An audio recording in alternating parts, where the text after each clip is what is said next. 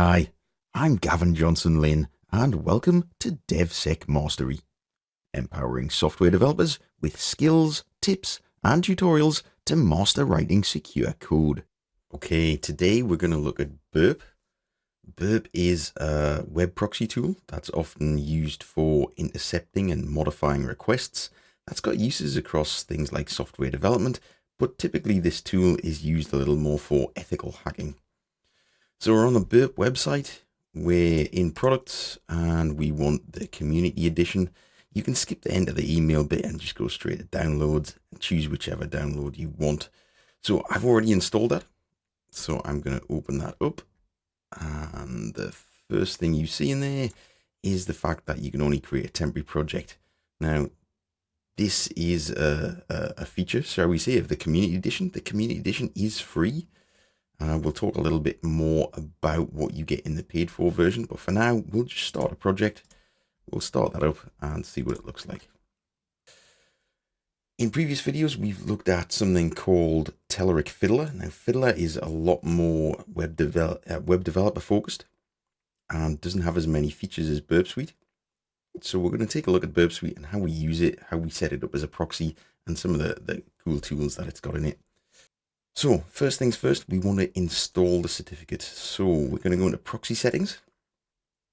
In there, it tells you the address you can find Burp on. So what we're going to do is we're going to go back to the browser and we're going to go to that address and that port number. So go to 127.0.0.1 port 8080 and we arrive there and we come to a screen for Burp. Now in the top right hand corner we've got CA certificate. That's going to let you download a certificate, and that certificate's going to allow you to decrypt any of the web traffic going from your browser. We open that, we'll get a little dialogue saying yeah I want to open it, and then we get a little page saying here's a certificate, what do you want to do with it? We want to install that. Current user's fine. We want to place it in a specific place. We're going to browse and we're going to say trusted root certificate authorities. So what that's going to do is it's going to install it as a root certificate. And because it's a root, it lets us decrypt all the traffic. So we go off, we finish that.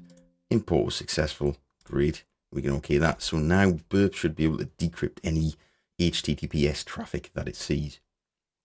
So next up, we're back in the interface. So actually, what we want to do is we want to set up the proxy. So if we go back into Firefox, we'll go into settings. Now, I'll show you a different way of doing this for the entire system. But for now, we'll look up proxy and we can see this proxy settings there. Standard, we have no proxy. We want a manual proxy. And again, we want that same IP address, 127.0.0.1. And we want port 80. So what that's going to do is any browser traffic, any websites we navigate to, it's going to send all of that traffic through Burp Suite before it goes out on the internet. That's going to allow us to edit things. We've okayed that. That should work. Get rid of that screen as well. So back into Burp Suite. Now we're in the proxy tab at the top and we want HTTP history. So this is where we're going to see the requests and responses. So I'm going to navigate to my website at gavingl.me. You can see we've arrived there. This is an HTTPS website, so it has successfully allowed us to go there. And you can see in the background, Burp Suite is actually showing us requests and responses. If we click on it, we can see a request on the left that was sent by the browser, and we can see a response on the right that the server sent back. And we can scroll down and see there's lots of HTML and things like that in there. So that's one way of setting up proxy. If you're using other web browsers, you can set up the system proxy. So if I'm just hitting Windows and saying proxy here, and we can see there are proxy settings in there. We set them up. We turn the proxy on, and again, you can see I've got the same details there. I'm not going to leave that turned on for now because I don't need that. But if you're using other browsers, you might need to do that. Get rid of that. Okay, what else have we got? So Burp is very good at showing you lots of information, and you can see it's just showing me lots of information that I don't actually care about in the slightest. That's information that's coming from the Firefox browser. I really don't care about that. How do I tidy this up? How do I see only the things that I want? So I'm going off to gavinjail.me. So we're going to assume that's a website I want to look at. So I'm going to right click, add the scope. I'm going to say yes for now. And if I look at the target tab and the scope, I'll see exactly that there. So what we're referring to as scope is really the website that I'm interested in. We can put lots of websites in here. For now, we're just sticking with one. So back in the proxy HTTP history tab, what I can then do is click at the top and say show only in scope items. I can actually set a lot of other things in here. I can tell it to hide certain things. We'll take a look at that in a second. So if I just apply that, it only shows me things for the gavinjail.me website. Going back in there, if I say hide some things like CSS and PNGs, which I probably don't care about, it might reduce it a little bit more. So I've really reduced it to help me see exactly what I want. Now, one of the great things about Burp is you can very easily send things to different parts of it. So we'll send this request to repeater. You can see the tab at the top there is highlighted. And that's the request that was sent by the browser. And we can just send that again and see the result come back. And again, we can see HTML, things like that. Repeater lets us edit things.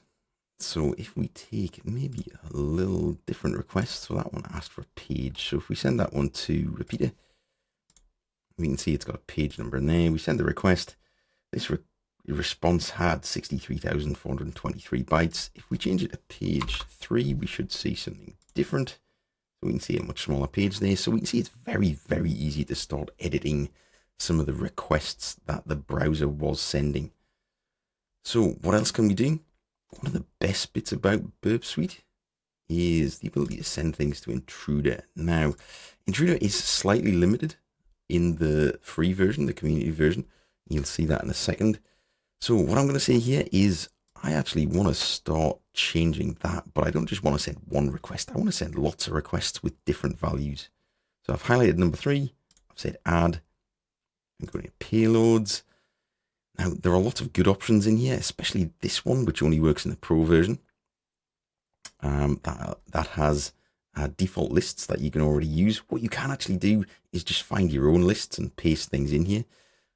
So it looks at things like cross-site scripting, SQL injection. You can find good lists for that on the internet. If you search for GitHub for something like GitHub SQL injection fuzz list, you'll probably find some good things that you could paste in here. For now, I'm going to keep it simple. I'm going to say I just want to use numbers from 0 to 10. So I'm going to ask for the first 10 pages. I'm going to start that attack. It gives me a message to say that actually this isn't as good as it could be. The Pro version is much, much faster. Okay, that, and we can see the requests and responses. So if we click on one of these, we get the request. I was looking for page 0. It responded with a 404 status code. We can see the response in there, and it gives us the whole response.